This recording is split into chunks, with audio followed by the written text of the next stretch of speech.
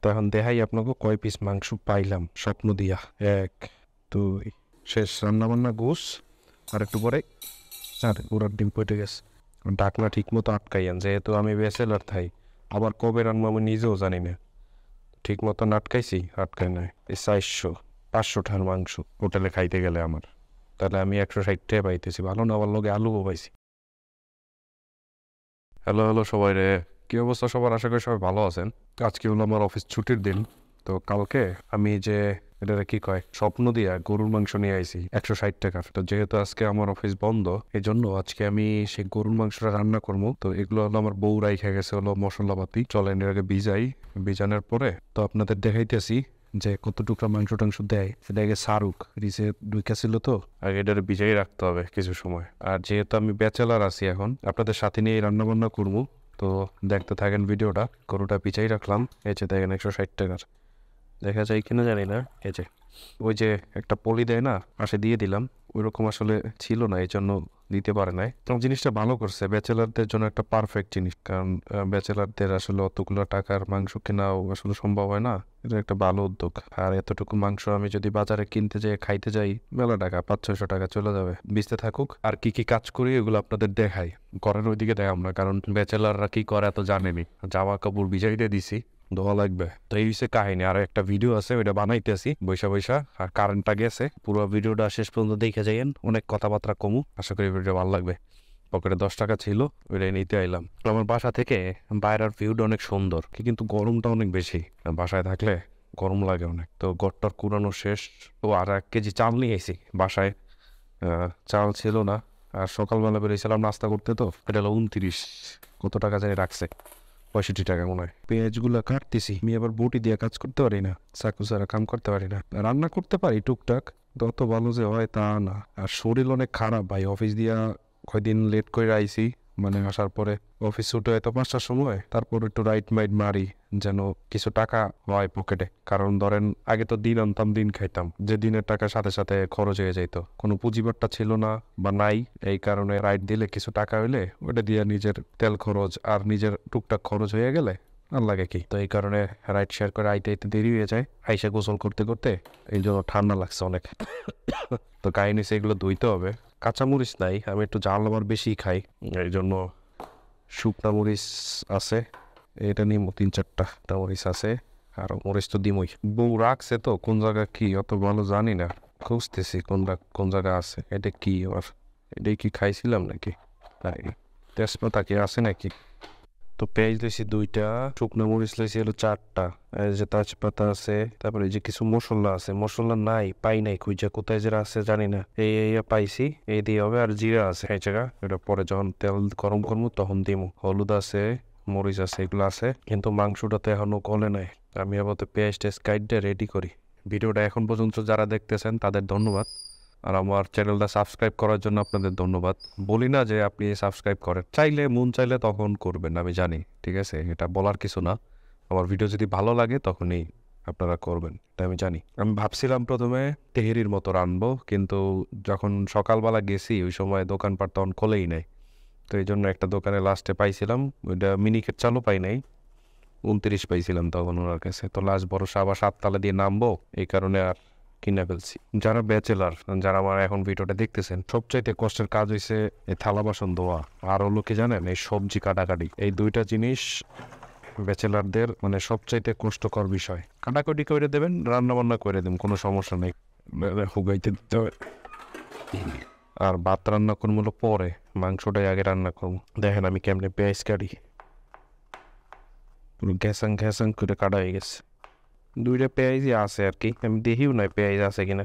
হবে না, যতটা মাংস 2টা পেঁয়াজে বেশি হয়ে যাবে। মাংস ছাড়ছে, হ্যাঁ ছাড়ছে। তো এখন দেখাই আপনাকে কয় পিস মাংস পাইলাম স্বপ্ন দিয়া। 1 2 3 4 5 6 7 9 10 11 12 13। ডাডির লগে মাংস 13 পিস। এমনি মাংসই পাইছি, হাড্ডি পাইছি 3 পিস। 13 14 15 16 একটু ছোট্ট একটু আছে, ধরলাম না ওটা। 16 পিস মাংস। আর আলু দেশে কয় পিস?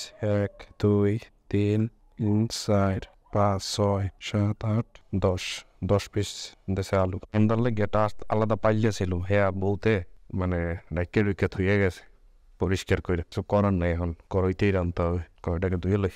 কোনো চর্বি টর্বি দেয় নাই আমারে, পুরো সলিড মাংস আর 3 টুকরা হাড্ডি দিছে, বুঝছেন।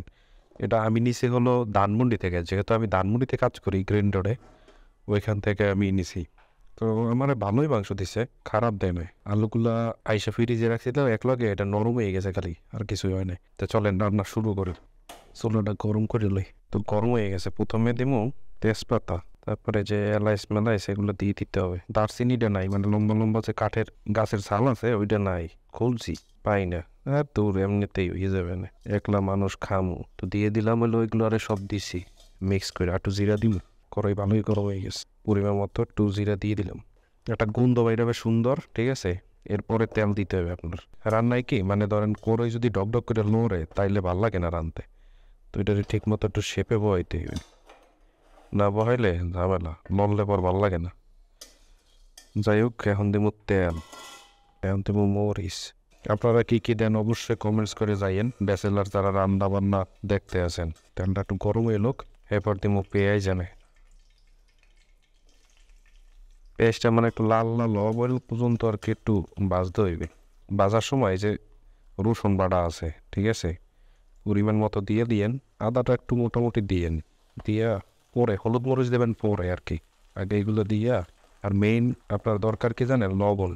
একটু সেটবে আনে, ভালো একটু সেটবে, লবণটা একটু কমাই দিই। তো এই সময় লবণটা দিয়ে দিয়েন, একটু সময় গুড়াইবেন। গুড়ানোর পরে এরপর হলুদ, তারপরে মরিচ, আর একটু জিরের গুঁড়া যদি থাকে, জিরের ফাঁকি অল্প আছে সে তো পরে দেবো, মানে রান্নার শেষে এটা দেখা মনে কখন দেওয়া লাগবে, যেহেতু নাই। পরিমাণ মতো দিয়েন, বেশি হয়ে গেলে আবার খাইতে ভালো লাগে না। মরিচ দিলে ঠিক আছে, মরিচ আমার আবার প্রিয় জিনিস। জাল না হইলে গরুর মাংস ভালো লাগে না খাইতে। মনে রেখে সুন্দর মতন পানি দিয়েন, একটু পরে একটু সময় গরম হইলে পর একটু মরিচ লাগবে। ঢাকনা ঠিক মতো আটকাইয়েন, যেহেতু আমি ব্যাচেলার থাই, আবার কবে রান্না আমি নিজেও জানি না। ঠিক মতন আটকাইছি, আটকাই নাই, নাইলে ঘোড়ার ডিম যাবে নষ্ট হয়ে। দিলাম আটকাইয়া, থাক তোরা, পানি লাগবে। সুন্দর একটা গন্ধ বাইরেছে, রিল্যাক্স করে পানি ডাইলে দেবেন। মশলা কষানো হয়েছে মেইন, সুন্দর কালার যদি না হয় তাহলে রান্নায় দেখতেও মজা লাগে না, খাইতেও মজা লাগে না। সুন্দর একটা কালার আইছে, আপনারা কমেন্টস করে জানাইছেন। মাংস দেখেন, আমি আপনাদের একটা হিসাব দিই। ধরেন বাইরা যদি খাইতে যাইতেন 120 টাকা, আপনারা মাংসের প্লেট ধরলাম, 3 টুকরাই দেবে মাংস। এই যে 1 টুকরা, 2 টুকরা, 3 টুকরা, এটার দাম 120 টাকা, ধরলাম 120, ঠিক আছে। তারপর আবার 3 টুকরা দিলাম, এই 3 টুকরা মাংস 120 টাকা, তাই ধরলাম 100 টাকাই ধরলাম, তাই 200 গেল হি নেই। আবার 3 টুকরা, এই 300, এই 3 টুকরা, এই 400, 500 টাকার মাংস হোটেলে খাইতে গেলে আমার। তাহলে আমি 160 টাকা পাইতেছি, ভালো না? আমার লগে আলুও পাইছি। আমার রানতে মনে হয় ধরেন আরও 100 টাকা খরচ হইলো আনুষঙ্গিক সব কিছু মিলাইয়া। তো আমার 260 টাকার ভিতরে সব হয়ে যাইতেছে। চলেন কষাই নেও, এরপর কথা কইতেছে আপনার লগে। কত সুন্দর একটা কালার চলে আসছে, তেলও ছাইরা দিছে। গুঁড়াইতে হয়, নাইলে আর কি জিনিসটা হয় না সুন্দর মতন। পেঁয়াজটারে একটু পেস্ট করে দিতে হয়। তেল ছাইরা দিছে সুন্দর মতন, তাইলে আমি এখন মাংসটা দিতে পারি। যাক, বিষয়টা হয়েছে মাংস এখন দিয়ে দেবই। টুকুস টুকুস সুন্দর মতো লড়াই সেরাই দিতে হবে। জালটা মোটামুটি করে দেবেন, বুঝছেন, বেশিও না কম না, মাঝারি জালে রাখবেন, ডাইকে দেবেন। সুন্দর গন্ধ বেরিয়েছে, চারিদিকে পুরো ময় ময় হইয়া যাওয়ার কথা গন্ধে। আমি চিন্তা করতেছি এই আলুগুলো কি দিমু, লাল হয়ে গেছে একদম নরম, এই কি দিলে কি ঠিক হবে না কি হবে, বা দিতে তো মন চাইতেছে না আমার। এটা না দিলে আবার ভাল লাগবে না, আলু না দিলে আবার আমার ভাল লাগে না খাইতে। দেখি আমার নিচে ভাই আছে একটা, হেলদারটা চাই লই একটা আলু।